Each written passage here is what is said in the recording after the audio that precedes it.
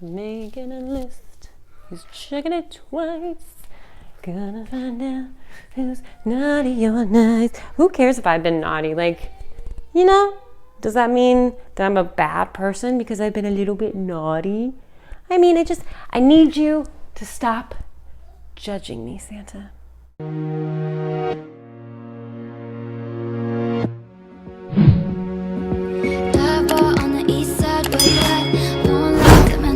What's up, guys, and welcome back to Kimperfect Plans.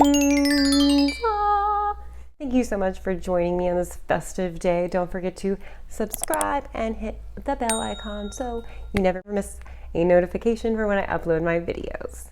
I'm really excited for this video, like beyond excited. So I'm gonna keep this pretty quick because we got a lot of shit to go over. So I am gonna be migrating into a brand new bullet journal for the new year, 2020. It's a new decade. It just feels like a beginning, like just a fresh start. I'm really excited, and I am so excited to be moving from my Scribbles That Matter journal into my brand new Archer&Olive.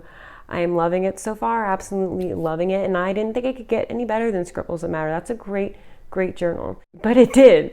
I gotta say, Archer&Olive. The only thing is, I really wish that I can combine certain features from Scribbles with Archer, because I wish that Archer&Olive had numbered pages, and I also wish that they had that little bracket in the middle of the page that shows you that it's the middle of the page. I freaking love that. That shit was genius, but that's neither here nor there. I'm gonna come out with a review about all the notebooks that I have used since my whole start of the bullet journal career. So that will be my Scribbles That Matter, Archer&Olive, Artist Loft, and Minimalism Art. So it'll be like a 4 notebook review. But before then, I gotta do my 2020 new bullet journal setup in my new Archer&Olive, of course, which is this video. Then after this one, once I'm done with December, I'm gonna do my 2019 flip through. I'm not really sure how people are doing flip through videos already when December's not even over, you know what I mean? Like, I haven't filled out my mood tracker yet because December's not over yet. So I wanna wait until it's filled up, and then I'll do the flip through. And then eventually I'm gonna start planning January, because I really need to get on that, but it's busy, okay? It's Christmas, fuck, shit, give me a minute. With all that being said, I'm very excited to get on in to this setup. Enjoy. Don't forget to stay tuned till the end for shout outs, and I have a little announcement about the giveaway.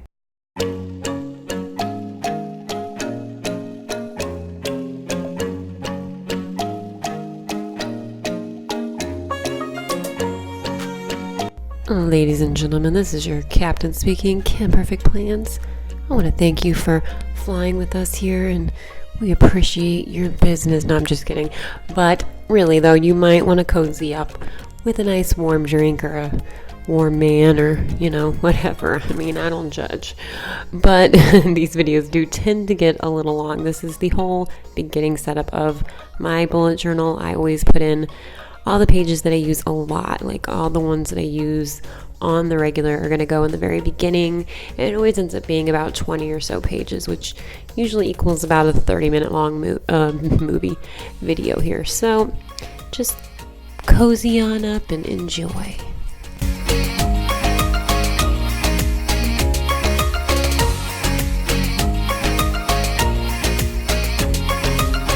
If you're new to my channel, I always include Taylor Swift quotes in my bullet journal. She's always very prevalent in my bullet journal. I'm a huge Swiftie. I love her lyrics. I love the way that she words things. It just seems like she's just writing from my own diary. Like, get out of my head, Taylor.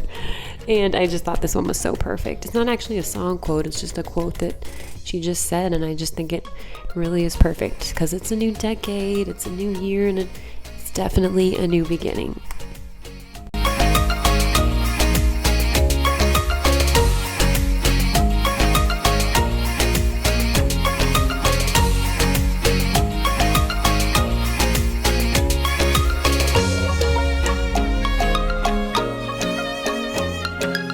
I was just having such a good time with my snowflakes this month. That was my theme for December. Decided to kind of include a little bit of them in my setup, but for the most part, it's not going to be a whole lot of doodles. It's just going to be a lot of gold, silver, black, and white. I like to keep the beginning pages pretty minimal. I mean, as minimal as I can be anyways.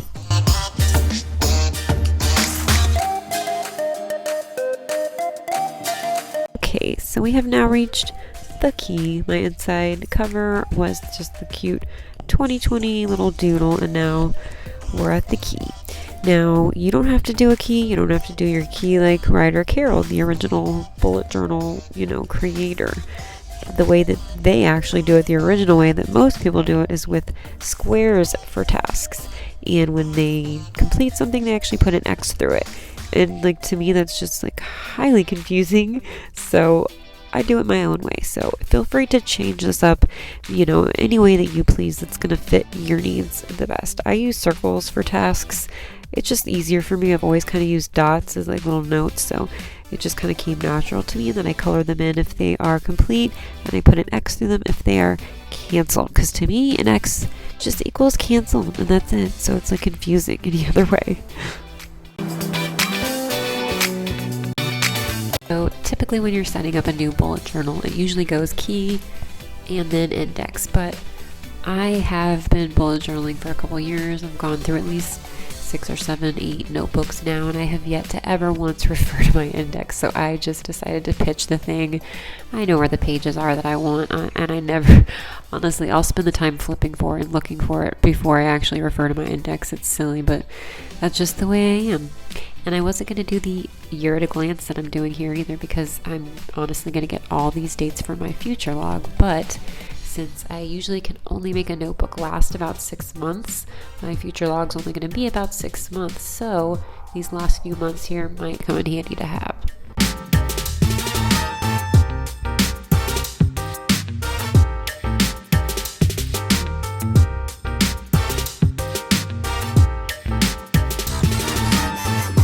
So the number one thing that I consider when setting up my bullet journal is how often I refer to a certain page, because that is going to determine if I'm going to put it in the front of my bullet journal. And I cannot think of a single spread that I used more than this Tombow swatches spread, because I cannot tell you how different the pen caps actually are from the actual color when you color on the paper. I am telling you, if you are a Tombow user, you need to make one of these pages and do the same thing, because it will ruin your day when you go to make a picture and it's not the right color.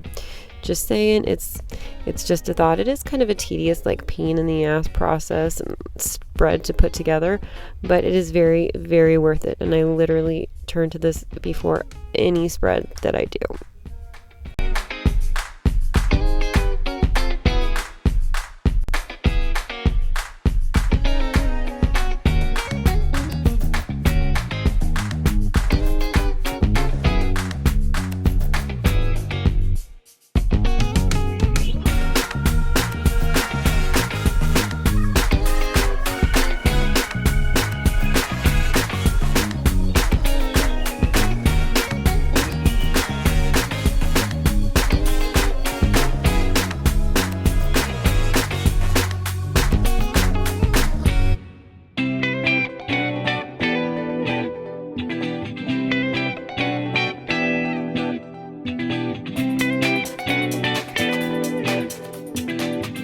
Just because there are so many Tombows, 108 colors to be exact, that definitely took all 2 pages. So I'm going to be doing more swatches over on this side.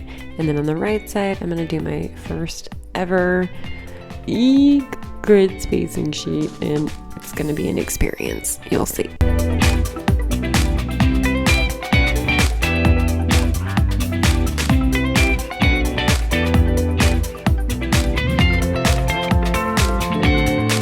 So I don't know if you guys caught that little screw up there at the top on the banner when I'm trying to write the word swatches.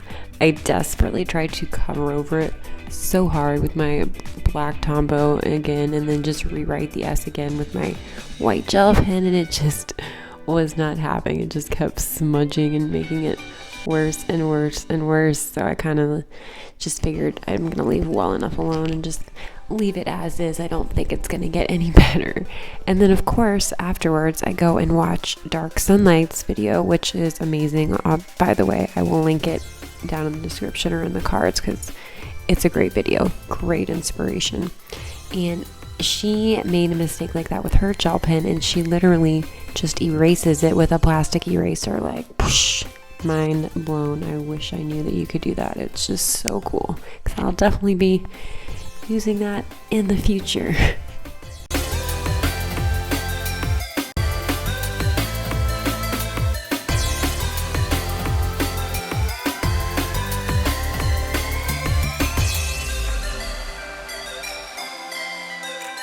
Alright, so this here is what you call a grid spacing sheet.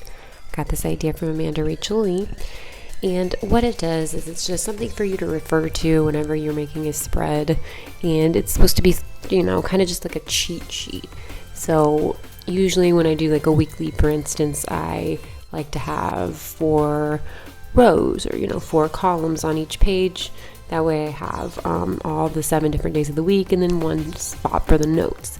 And then sometimes, you know, I'll do it vertically, horizontally, whatever. And so I can refer to this and just see, well, if I want to do it in fourths horizontally, then I need to go across this many number of times. And I did everything in a different color to kind of help me differentiate that. But this is my first time putting together one of these. And I'm not going to lie, it was a little bit defeating and made me feel pretty low, because I did not realize like how bad at math I am and how hard it is for me to like put together the simplest of concepts. Like I do this all the time.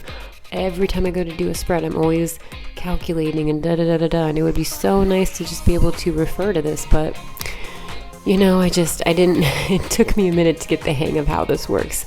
I think I finally got it now, so hopefully my next one will be a big improvement from this. But I do still think it's going to help to be able to turn to this page and just see exactly how many spaces I need to go to get to the middle, etc. I think it's going to be a big help.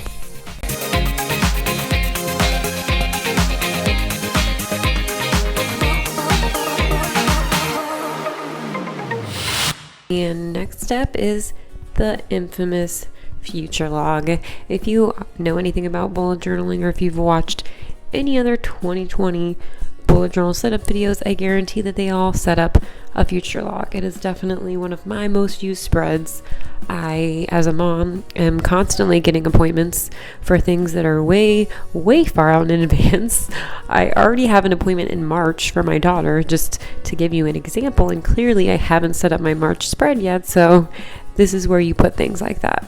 So if you get an appointment for February but you haven't put the spread together, just put it in here, and then that way when you set up each month, you can just kind of glance back at your future log, see whatever appointments you have coming up in that month, and then you can add it to your monthly setup.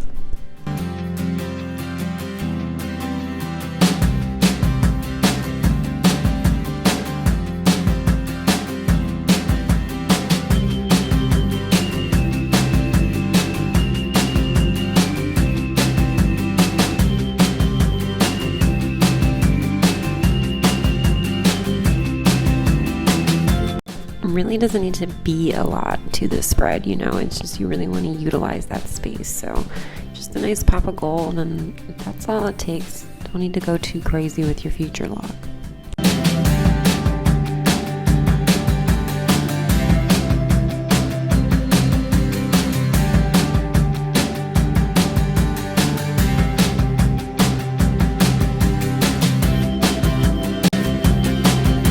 So next up we have my 2020 goals, and on the right side it's going to be my word/mantra of the year.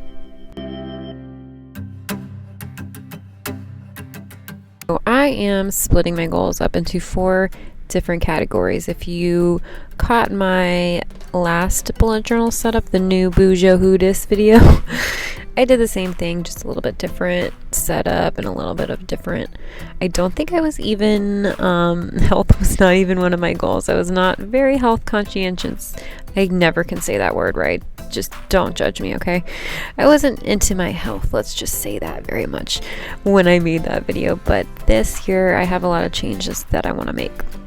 And then over here on the right hand side, it's the word of the year. I haven't ever actually done this yet, but I am loving the whole concept of it. You put the definition in there, a quote, grow through what you go through. I absolutely love that. There's a spot to put things that you want to let go of, things that you want to invite in, your intentions, the reason why you chose the word, and just something to kind of remind you of what you are, your goals are and what you're really trying to aim for in this new year. And I love it. So these next two spreads are kind of boring, but also kind of essential. I always do a bills and subscriptions page on every bullet journal I do, always in the beginning, mainly for the subscriptions because sure, they say that they come out the same time every month, but do they really? No, they don't.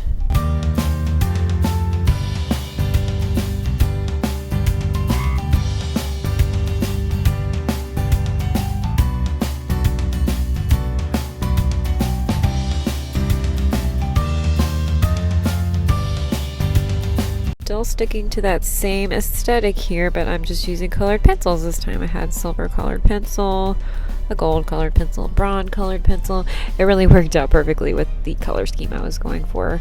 So I've got all my subscriptions at the bottom, and then I've got my electric, water, internet at the top, and I have the date due, amount due, the date paid, and the amount paid, because I can't tell you how many times I'll be looking at my husband and we're like, didn't we just pay that bill? Like, how is it possibly due again?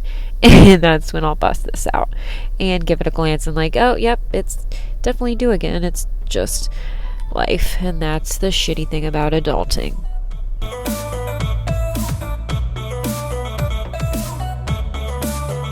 Okay, so my expense log is going to be a lot like the stationery splurge spread that I came up with back in November. That was very eye-opening in a not so great way, but I think it's really going to help me. So that layout did work so good for me the first time. I'm just sticking with pretty much the same one this time. But this one's going to be for everything, not just stationery. I just need some place to make me accountable for all the money I'm spending. So like I have a spot for if it's a want or a need, was it worth it, would I buy it again, and then a running total of everything. And that brings us to the My Bright Ideas spread. I love this. It's very, very, very simple. It's just a simple little light bulb in the middle, but I just like the idea of having one cohesive place to keep all of my ideas rather than just throwing them in whatever random brain dump page I'm working on that month. Because now I just have one page that I can flip to and look at any page ideas if I need inspiration, or video ideas, theme ideas, or other. Those are all the 4 categories that I've picked, and I really love that. That's one of my favorite spreads, even though it was the simplest to do and not very, intricate or crazy to look at, but it's just going to come in handy, and that's really all I care about.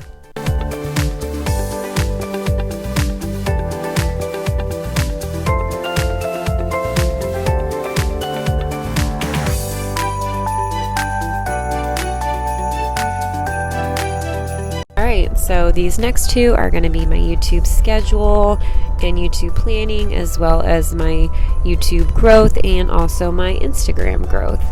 I just came out with a YouTube planning video. It was like a collab video with Bujo Helpline. I'll link it in the cards or in the description or both, whatever, if you want to check that one out. But I'm definitely going to be switching things up this year. Now, a lot of this was actually inspired by Plant-Based Bride. Again, I really love her whole setup. And then on the right, this was mainly inspired by Dark Sunlight. Like I said, I was really inspired by those 2 setups especially. I love the way that she keeps track of all of her followers and subscribers like per month, like just kind of checking in and seeing where you are at the end of each month. I just think that's a really smart way to kind of keep track of it all.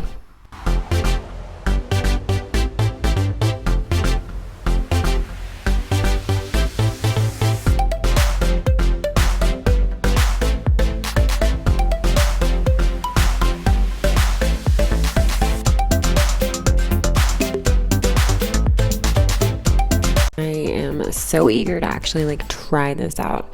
So my YouTube planning schedule, the way that I have this set up is I have everything scheduled on the right, like the dates that I want them to come out and which videos that I want to come out. And then on the left, it's all the different steps that you need to take for each video, like pre-planning, drawing everything out in pencil, Then it's, filming and coloring everything in pen. And then it's the editing process, the, clip edits, brightening, adding music. Then it's the stage that I am currently in, the voiceover stage. Then it's the upload stage. I personally upload mine privately, and then I add all my cards, and then I make it public. That way when it goes public, it's already ready to go. So that's a lot of steps that you have to do. It really is a lot of work. So I've split them up to 7 days of the week, and I'm, devoting all those things to each of those days, and that's what I'm going to be planning to work on for each day. And I'm just going to grab a little piece of washi tape and kind of stick it on wherever I am at, just to kind of keep me on track. I think hopefully, I'm hoping anyways, that looking at it like this and kind of keeping it like this, it's going to keep me on track and not so late so often. I hate that I'm always putting up videos late, and I really want to just get a better grip on my schedule.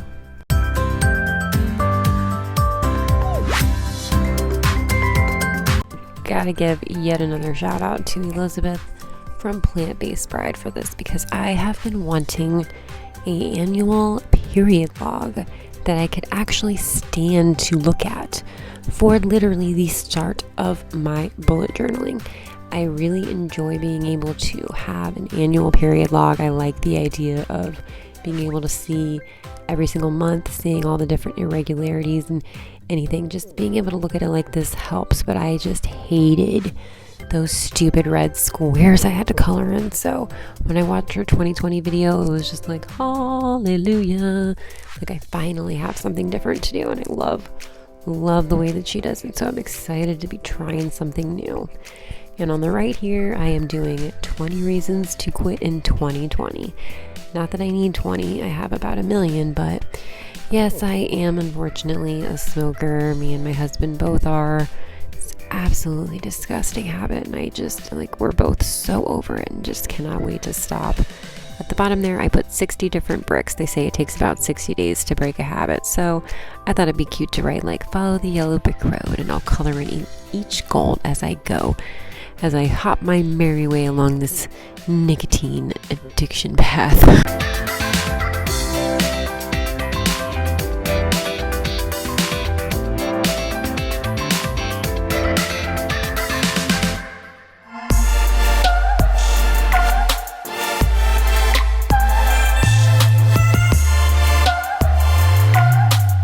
Alright, so moving right along here, this is my master wish list of 2020. Alright, so I really wanted to do this because when I was doing my wish list spread for December, I just found that it really came in handy a lot, because Christmas isn't the only time that we want things, obviously, and I thought, you know what, why don't I just make a big giant master wish list for the entire year. Everything that I want, I'm gonna put a section for what the item is, the price of the item, where to get the item, is it a want or a need, because that's something that I'm really wanting to do better this year, is I don't know, just not spend so much money on things that I want, but really on things that we need. Just really need to be less selfish and just more responsible with my money. It's a big goal of mine to do that this year, so I'm hoping that this will help. I've split it up into sections. There's a section for stationery / Bujo, of course. Then there's a station for my channel equipment, tripods, new microphone clips, whatever. I just had to buy one of those. That's why I'm using it as an example. And things like that. Clothes. There's a box for Kohl's because that's where I work, and I get a hella sweet discount. So I do buy a lot of shit from Kohl's, I'm not gonna even lie. And then the last one's just gonna be miscellaneous things that I want.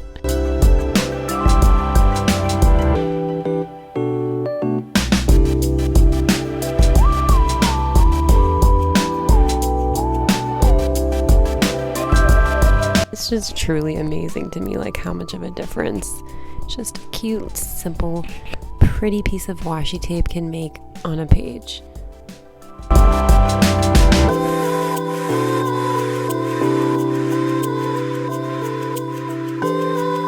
We are finally approaching almost the end of the setup here.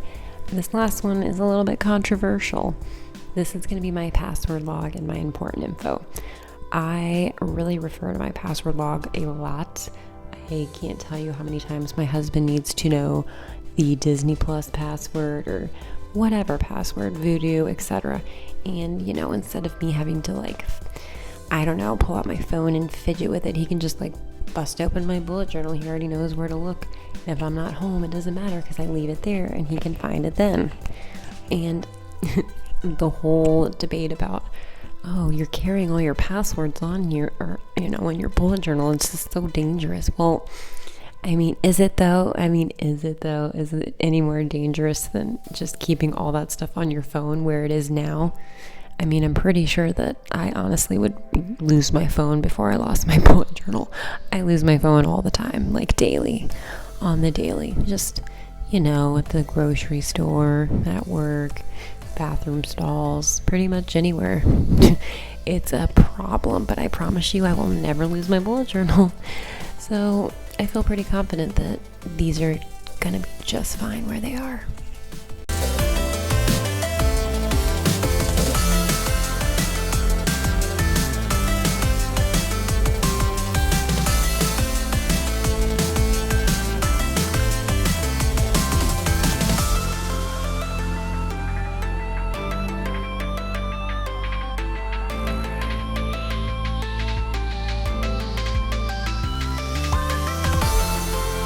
This is your captain speaking again, Miss Kimperfect Plans. We have officially reached the end of our destination.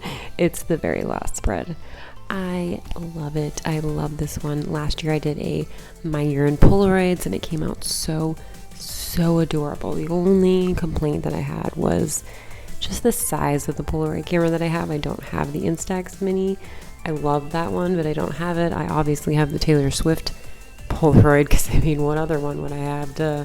And the Instax Square just makes such big Polaroids that I could not fit more than 2 on a page. So even for just half a year, I needed 3 pages to get those pictures in. So it was really hard to come up with a spread for that. So I went and got this awesome little click camera that you just hook up right to your phone. It can print any picture that you want it to in the perfect 2x3 size, and it's just absolutely perfect for my bullet journal. So happy with that purchase. It works great, and the pictures don't come out like a Polaroid. They're not all grainy. You can actually see them, so it's double bonus. So excited, and I really like the way that this the black border came out. It's very simple, but I don't know, I think it looks great. I think the simpler the better in the beginning.